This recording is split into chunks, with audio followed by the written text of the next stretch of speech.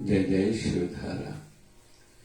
अक्सर हम दुनिया में देखते हैं, हर कोई एक दूसरे को कहता है तुम अच्छे बनो, सच्चे बनो, प्योर बनो,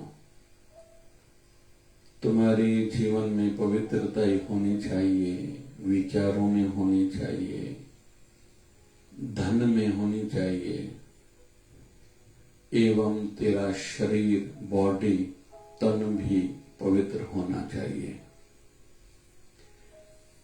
हमें क्योंकि पवित्रता, प्योरिटी अच्छी लगती है, फिर चाहे तन की हो, मन की हो या धन की हो।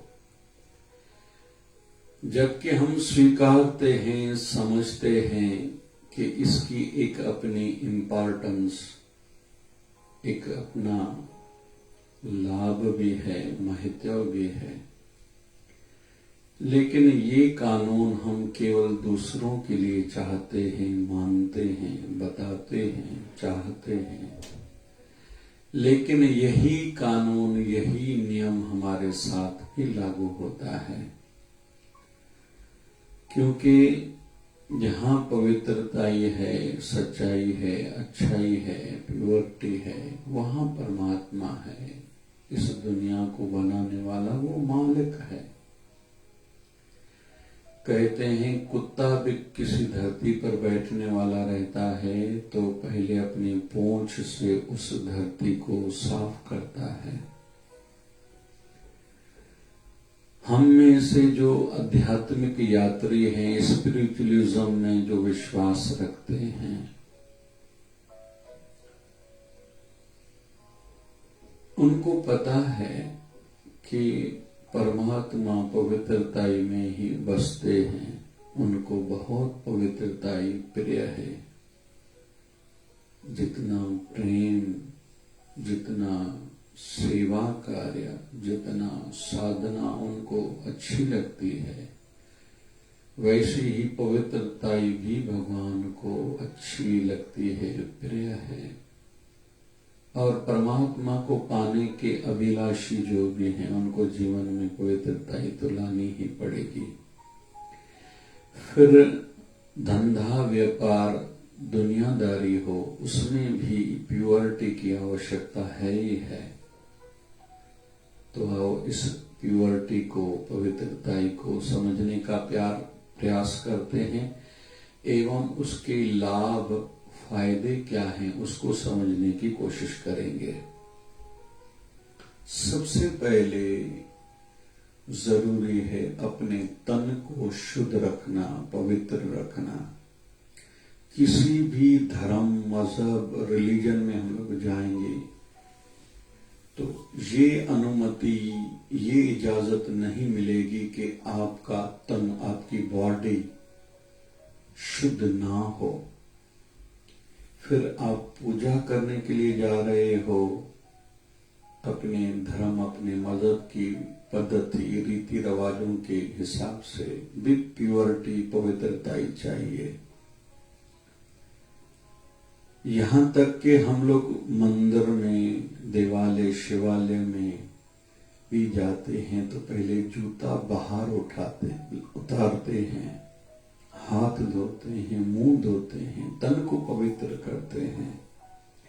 यहाँ तक कि हमारे भारत में कई बड़े बड़े पुरातन जो स्थान हैं, मंदिर, मठ, आश्रम हैं, वहाँ तो हम जो घर से कपड़े पहन के जाते हैं, वहाँ वो भी बदलाए जाते हैं। चाहे ज्योतिर्लिंग में कहीं हमें अभिषेक कराना है, या हम लोग साउथ के किसी मंदिर में जाते हैं,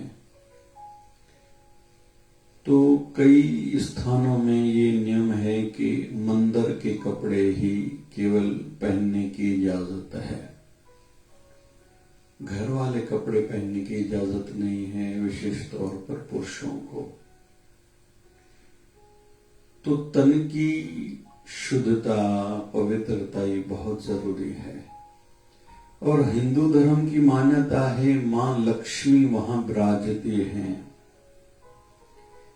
पैसा वहां टिक सकता है जहां सफाई है, पवित्रता ही है।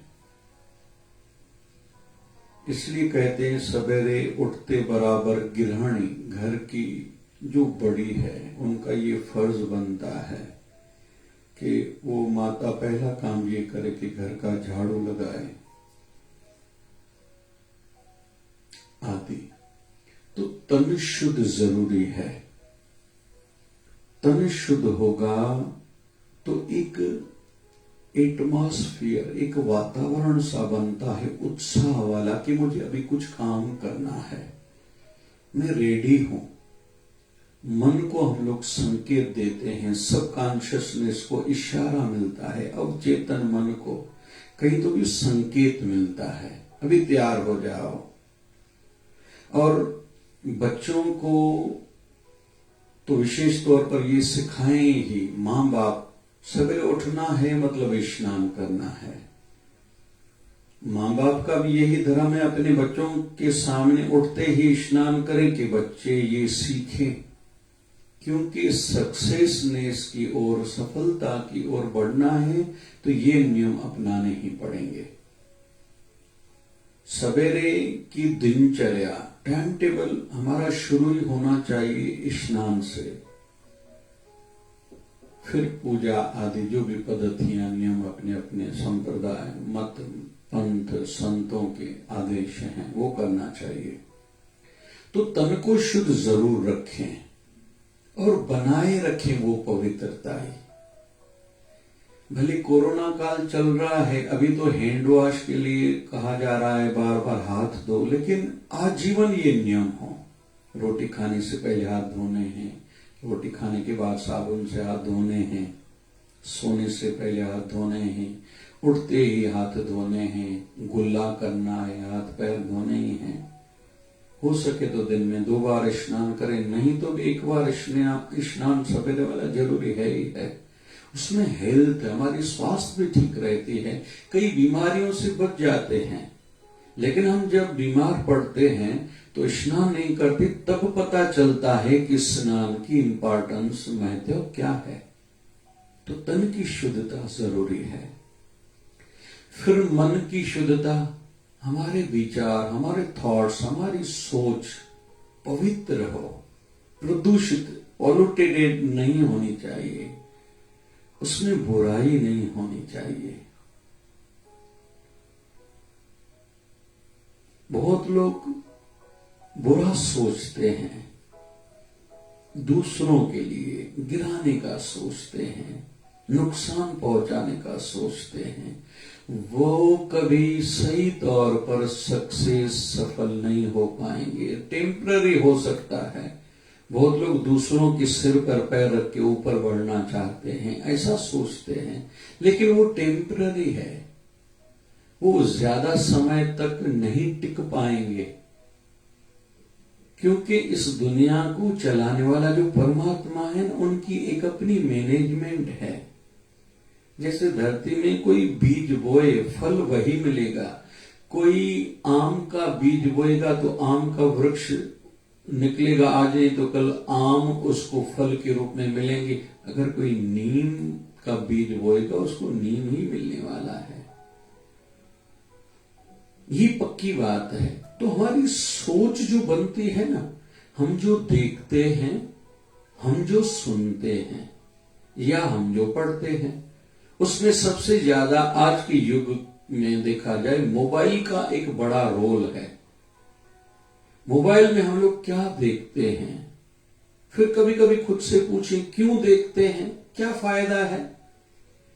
हम जिस भी फील्ड में, जिस भी क्षेत्र में हैं, जैसे गृहिणी, घर की माताएं हैं, रोज भली नई रेसिपी देके घर वालों को नई सब्जी बना के खिलाओ, ये अच्छी बात है। धंधे वाले भाई रोज सोशल मीडिया के माध्यम से देखें, यूट्यूब हो, फेसबुक या अलग अलग प्लेटफॉर्म जितने हैं, मैं अपने धंधे में तरक्की, उन्नति कैसे करूं। स्टूडेंट्स देखें मैं पढ़ाई कैसे अच्छी तौर पर करूं और मुझे कैसे याद भी रहे। तो सोशल मीडिया का अच्छा इस्तेमाल करना चाहिए, दुरुपयोग नहीं करना चाहिए। क्योंकि इससे हमारी सोच बनती है, सोच से हमारा कर्म बनता है, कर्म से हमारा भविष्य फ्यूचर बनता है। देखेंगे बुरा और हम बनेंगे अच्छे और हमारा भविष्य आने वाला कल हमारा फ्यूचर अच्छा होगा, ये कैसे हो सकता है? इसलिए जो पढ़ें एक अच्छा पढ़ें और काम का पढ़ें। भली टीवी देखते हैं बहुत लोग, पिक्चर देख रहे हैं, उससे मुझे सीखने को क्या मिल रहा है, ये सोच होनी चाहिए। मैं किसी सत्संग में, कथा में गया, वहां से मैंने आज क्या सीखा और अभी से अपनाना प्रारंभ करना है, शुरू करना है, ये इसमें मेरा ही भला है। मैं किसी पर एहसान नहीं कर रहा कि मैं सत्संग में गया, कथा में गया या यूट्यूब फेसबुक पर आदि कुछ मैंने देखा, ये देखने तक सीमित नहीं होना चाहिए। तो सोच को स्ट्रांग बनाएं, और सोच स्ट्रांग बनेगी सबसे पहले मेडिटेशन से, ध्यान से। बैठना चाहिए एकांत में। लेकिन यहां एक और इशारा देता चलूं, एटमॉस्फियर, माहौल, वातावरण भी वैसा बनाए। उत्साही हो ये ठीक है, डल डार्क ना हो, इसका भी ध्यान रखना चाहिए। बहुत लोग कमरे की दीवारों की पर्दों की कलर काले रखते हैं, बिल्कुल गलत है। लाइट धीमी रखते हैं, यहां ये पैसे नहीं बचाने चाहिए। उजाला हो, प्रकाशमय वातावरण हो, लाइटेड रूम हो, एटमॉस्फियर हो।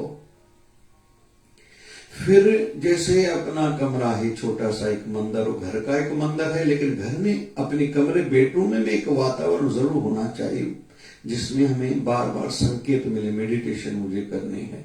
स्टूडेंट्स पढ़ाई के टेबल पर बैठे, सामने दीवार पर लिखें, मुझे इस बार पिछली बार का रिकॉर्ड तोड़ना है, अपना ही रिकॉर्ड तोड़ना है। पिछली बार मैंने 85% लिए थे, अभी कम से कम तो 88% लूंगा।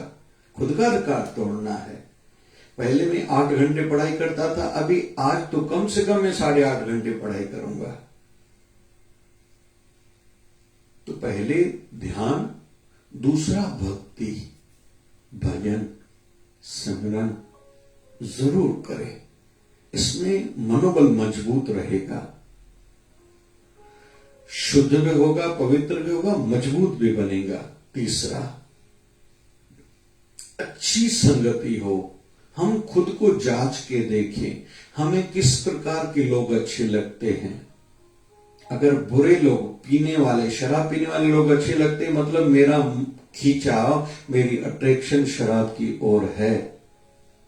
जुआ खेलने वाले लोग मुझे अच्छे लगते हैं, मतलब मेरे मन में बुराई के लिए कहीं तो भी पॉजिटिविटी है। आज नहीं तो कल मैं जुआ खेले ही बैठूंगा, और हो सकता है भगवान न करे जुआ की लत आदत लग गई, सब में गवा न बैठूं।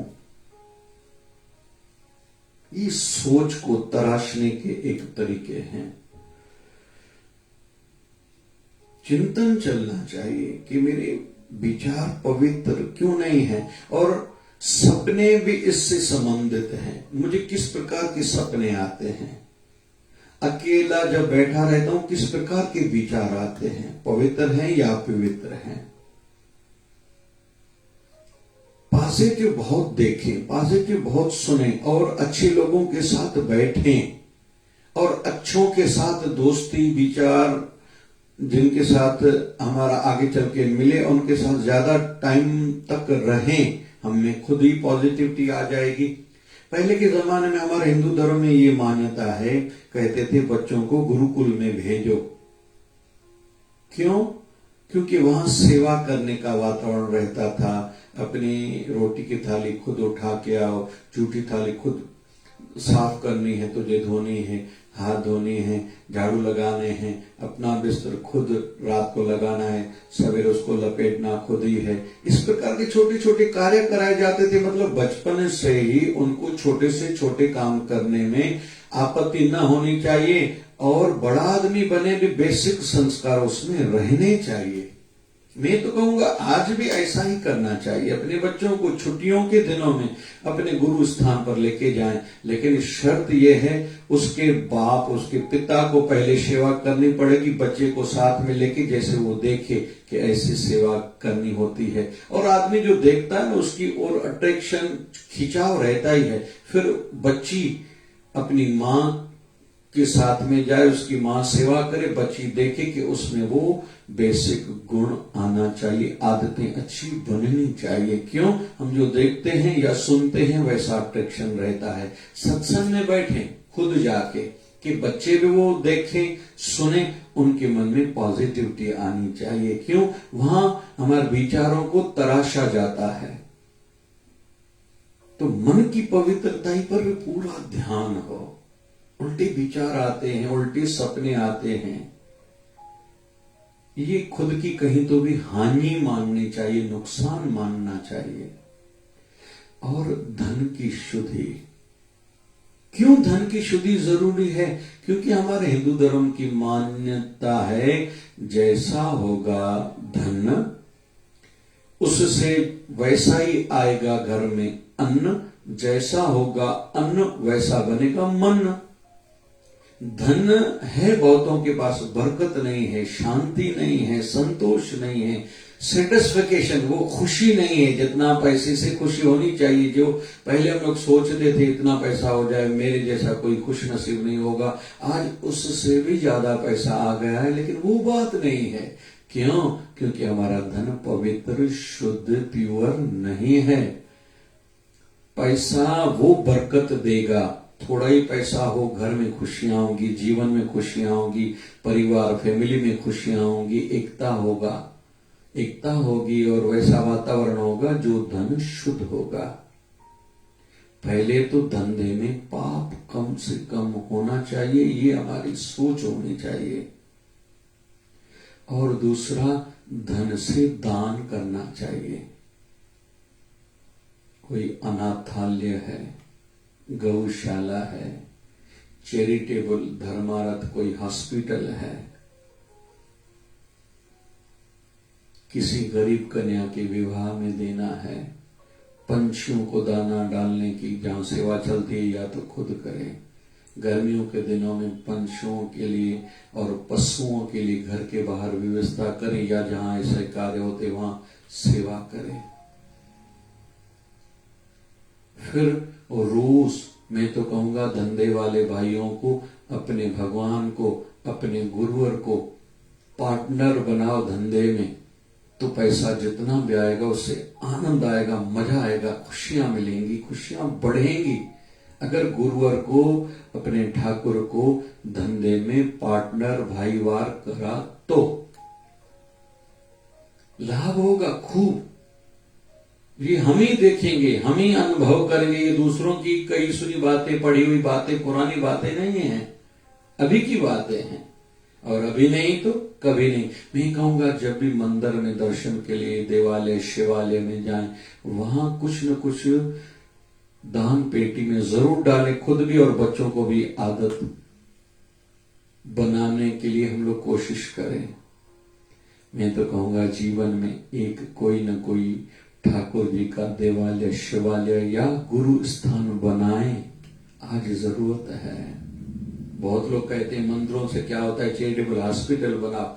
अरे भैया वो जरूरी है, कोई स्कूल बनाओ, अच्छा ये भी जरूरी है, लेकिन जहां भक्ति होती है, जिसने भी वो मंदिर बनाने की सेवा करी, हम लोग भले ही इस शरीर में नहीं रहे, किसी भी योनि में गए, जब तक वहां भजन सेवा सत्संग होता रहेगा उसका पुण्य हमें वही मिलता रहेगा। उसकी तुलना दूसरी चीजों से, शुभ कर्मों से नहीं की जा सकती।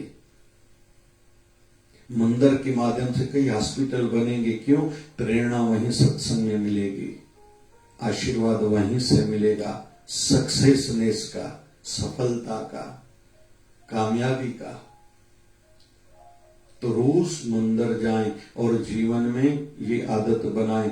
अपने दुकान में, धंधे में रोज कमाई हो, उसका भी 10% नहीं तो 5% जरूर निकालें। वो जो पैसा है ना, वो बरकत देगा, खुशी देगा, कई धर्म ऐसे हैं, अच्छा लगता है। जैसे सिख धर्म है, 10% निकालते हैं, बहुत अच्छा लगता है। बहुत से संप्रदायों में भी मैंने ऐसे देखा है। हम सबके लिए ये नियम है, जितना जितना दान करते जाएंगे धन बढ़ता जाएगा, और दूसरा फायदा है दुख कम होते जाएंगे। तीसरा, कलयुग से भागवत महापुराण की दृष्टि से धर्म टिका हुआ है एक ही पैर पर, वो है दान। तो धन को पवित्र करें, किसी को अपने पैरों पर खड़ा करें। कोरोना काल के कारण कई बेचारे टूट चुके हैं, बिखर चुके हैं, तकलीफ झेल रहे हैं, और आने वाले कुछ साल और तकलीफें देखेंगे। किसी को धंधे से लगाएं, आइडियाज दें, सलाह दें, अच्छी एक फ्रेमवर्क बना के दें। आप ये करो, इससे ये होगा, ये होगा, ये होगा, और आपका जीवन अच्छा बनेगा, और आपका परिवार खुशियां फिर से देखेगा। धन केवल मैं कमाऊं तो मैं ही खाऊं या मेरा परिवार, नहीं बाबा। हम ही उदाहरण है, कितनी पीढ़ियों के नाम याद हैं, कितनी पीढ़ियों के निमित्त हम लोग कुछ कर रहे हैं। उनके मोक्ष के लिए हमने आज तक क्या किया है? चलो, हमने धार्मिक वृत्ति वाले होंगे, कुछ करा होगा, लेकिन आने वाले मेरे वंशज पीढ़ियां भी यही करें, उनको ये सिखाना होगा। उसके लिए जरूरी है सत्संग। बहुत लोग पूछते हैं किस देवालय, शिवालय या संत के पास दान करें? जहां त्रिवेणी, गंगा, यमुना, सरस्वती बहती हो, गंगा जहां सत्संग होता हो, ज्ञान दिया जाता हो, ज्ञानमय वातावरण हो। दूसरा, भक्ति कराई जाती हो, सिखाई जाती हो, जहां होती हो भक्ति, केवल बातें ना होती हो। तीसरा, सेवा कार्य सिखाए जाते हों और होते हों, इसको त्रिवेणी कहते हैं। जहां सत्संग, सेवा और सिमरन की त्रिवेणी है, उस मंदिर, उस संत, उस पंथ के पास दान करना चाहिए। जहां सेवा कार्य, गरीबों के लिए कुछ न कुछ होता हो, अच्छा तो लगता है ना। जब शिवधारा नेत्रालय में कोई कहता है कम पैसों में मेरा ऑपरेशन हुआ, शिवधारा आश्रम की ओर से जल सेवा चलती है। शिवधारा जल आश्रम के माध्यम से कई नगरों में, रेलवे स्टेशन, बस डिपो, बाजारों में, मैं तो कहूंगा सभी को, गर्मियां शुरू होने वाली हैं। आजकल ठंडा पानी का कूलर 20 रुपए में दुकान पर पहुंचा के देते हैं। हर कोई 4-5 कूलर भी रोज चले, 80-100 रुपया हुआ। इतने लोग जो बेचारे बाहर गांव से आते हैं, ग्राहक इधर उधर उधर गर्मी में बाजार में घूमते हैं परिवार से, वो पानी पिएंगे तो कितना नहीं आशीर्वाद मिलेगा। बच्चों की पढ़ाई के लिए हमारे शिवधारा आश्रम से सेवा कार्य चलते हैं, तो खुशी तो होती है और होनी चाहिए। सत्संग, बड़े बड़े आयोजन होते हैं, प्लेटफॉर्म एक दिया जाता है। कई शिवधारा महोत्सव में, जैसे कोरोना काल में जिन्होंने सेवा कार्य किया, उनका सम्मान हुआ। क्यों? जैसे समाज में उत्साह बढ़े, अच्छाई के लिए, सच्चाई के लिए प्रचार हो। क्योंकि अच्छे काम करने वालों के ऊपर उंगलियां उठाने वाले बहुत हैं, लेकिन उनका उत्साह, साहस बढ़ाने के लिए उनका बना रहे, ऐसे लोग बहुत कम हैं। हम सब आध्यात्मिक यात्रियों को ये करना पड़ेगा और करना चाहिए। तो कुल मिला के तन, मन, धन हमारा पवित्र बना रहे, ऐसी योजना, ऐसी प्लानिंग हमारे जीवन में, हमारे दिनचर्या में होनी चाहिए। ये हम सबको खुद ही सोचना होगा कि हमारे माध्यम से एक तो हम खुश रहें और दूसरों को खुशियां मिले। लेकिन ये तब होगा जब पवित्रता ही होगी। तो पवित्रता के लाभ सब में से सबसे ज्यादा केड़ा कौन सा? खुशी और परमात्मा की, अपने गुरुवर की आशीर्वाद। इससे ज्यादा और कुछ नहीं चाहिए, क्योंकि जहां पवित्रता ही है वहां परमात्मा का वास है। जय जय शिवधारा, जय जय शिवधारा, जय जय शिवधारा।